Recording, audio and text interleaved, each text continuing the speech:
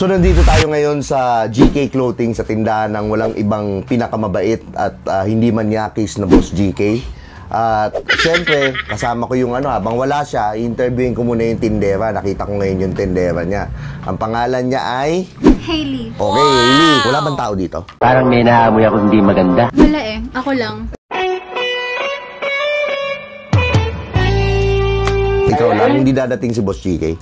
Mamaya pang gabi yun, pagpasarado na. Ako po, pwede tayo dito sa fitting room mamaya. Wait, bad yun ha? Uy! So, Hailey, tatanungin lang kita ng mga tanungan ko, mga motivational questions. Okay lang ba sa'yo? Okay lang, basta wag motivational right. Yan. O, tanong lang ako, pwede ka bang contentin? Pwede naman, ginagawa mo na nga. Ayan, no? Ano pang hinihintay natin? Contentin na yan. First question ko, Hailey. Tito o fuckboy? Tito. Tito, may Bakit tito? Eh kasi pag fuckboy, iiyak lang ako dyan eh. Pag tito, alam na niyan yung mga dapat gawin. Excellent! Pag sinabi mong tito, ilang taon yun? Mga nasa 32 plus. Hindi aabot ng 40? Tang mo! Pwede naman, basta hanggang 41 lang ha. Nakakaput na! Hanggang 41 lang? Ay, grabe. Grabe naman. Pero madami matutuhan tito niyan. Ito, medyo kasi sinasabi nila, kay Tio Bray, walang natututunan daw, puro daw kabastusan, ganyan. So, magtatanong ako ngayon ng mga tungkol sa social issues ng bansa natin. Okay, anong masasabi mo na naghihirap yung mga magsasaka? Actually, naawa ko sa kanila eh. Dapat hindi sila nahihirapan ng ganun kasi sila gumagawa ng bigas natin eh. Dapat sila pa nga yung mas pinapriority ng gobyerno. Eto na! Eto na! Yung magsasaka, ikaw yung lupain. Gaano ka dapat kadalas araruhin?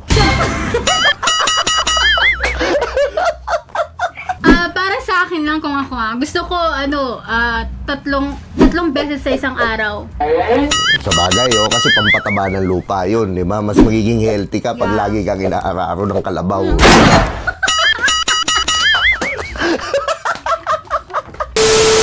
Pangalawa, anong masasabi mo sa mga kalye ng Pilipinas? Yung iba, sira. Tapos yung iba, kahit ayos naman, sinisira. Para ayusin. Tama.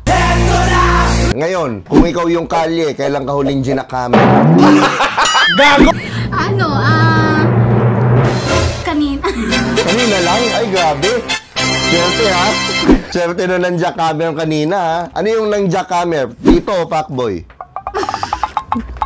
Hindi na siya makasagot. Tamo, napipipi sa mga katanungan ko. O, at least educational. Kasi sa nagtitinda ka ng damit, tama? Yes, GK ngayon, Clothing. GK Clothing. Kung ikaw ang mananahi, magtatahi ka ng damit ngayon, bago mo ipasok yung sinulid sa karayom, anong una mong gagawin? Didilaan mo mabuna o diretso pasok sa karayom? Didilaan ko muna kasi 'di ba syempre kailangan parang dinilaan mo yung ang tawag doon? Yun, sinulid. Sinulid, titigas yun eh. Oh. So pag tumigas na siya, mapapasok ko na. 10,000! Sa Shopee. Yun. O, kailangan daw muna didilaan, basa muna. Pag tumigas na, doon mo ipapasok Pasok. sa karayom. Tama. Oh, di ba? Oh, yan. Huwag kayong magbastos ko, no? Iniisip nyo eh.